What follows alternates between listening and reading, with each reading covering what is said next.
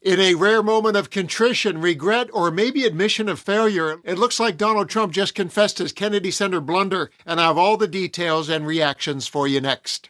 Let's begin this report with the next event happening at the so-called Trump Kennedy Center. Shockingly, it's a showing of Melania's movie, which has been described as a 140-minute documentary about party planning. Watch Trump biographer Michael Wolff and Joanna Coles break down the debacle to come, and then I'll share how the Donald is now scrambling over his major misstep with the center. Melania, the movie. Melania, the movie. You know, and I think that this has an enormous potential to contribute to the backlash. I mean, we don't know, and we have not seen this movie, and maybe it's an insight at a fascinating woman, but it's apparently very limited, and it's like it just focuses on the 20 days, I think, in the run-up to the election. I mean, I'm trying to think how could, well, I don't know. I guess they could have. I mean, they didn't decide to do this until after the election, but I assume there's a lot of footage, archival footage, and they just cut that, and that's how they do it. And yes, possibly, it could be anything. It could be, as I say, and what if the snowstorm impacts people going to the movies to see it? Because obviously people will be flocking to movie houses to see it. It's possible that the weather event is actually to do with stopping people going to see Melania in the US. Yeah, no. I mean, you know that Donald Trump would blame the weather for that.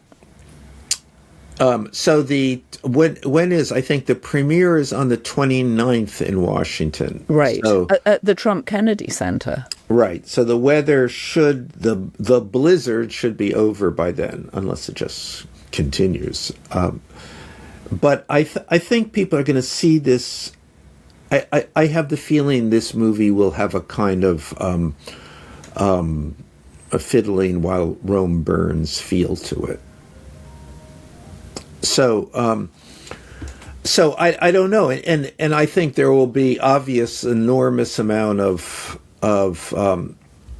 mockery and Schadenfreude about this. Well, I can't wait for the memes. I mean, Instagram and X and TikTok, wherever else you get your memes, will be just jam-packed full of memes from this movie. And I assume when that happens, then Donald Trump will feel obliged to defend the movie and his wife. So this should be a good week. I think you will, as you would say, he will double down on the movie and say it's the greatest movie, it's the best movie ever, best documentary.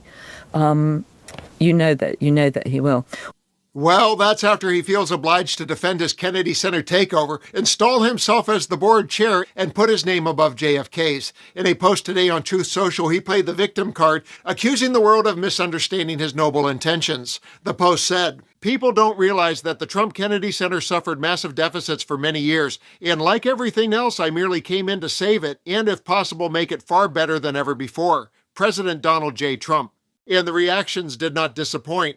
Rab Wilder posted, "You know deep down this really, really gets to him. He really is so insecure and so needy for approval. This failure is all on him."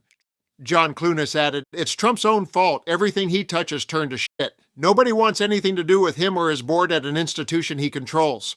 Donald J. Krasnov came in hot with some fact-checking. Trump lies. These are the facts. According to IRS Form 990 filings and annual reports, the Kennedy Center actually operated with a surplus in 2024, $40.6 million, and 2023, $6.5 million. And Jess Knows said, "Trump scrambles to pass buck as Kennedy Center bleeds money. I merely came in to save it. The man destroys everything he touches. It's like a broken record." A broken record indeed. Actually, you might call it a broken record collection because all of his narratives share the same theme. He merely wants Greenland to save the United States from Russia and China. He's allowing ICE to be lawless with immunity because he merely wants to save us from immigrant invaders and animals. And when he tries to change the rules on midterm elections or put troops near polling places or seizes voting machines, he's going to say, "I'm merely ensuring that the election is fair." Whenever he uses that M word, know that whatever follows is manipulation, malignant narcissism, and madness at work.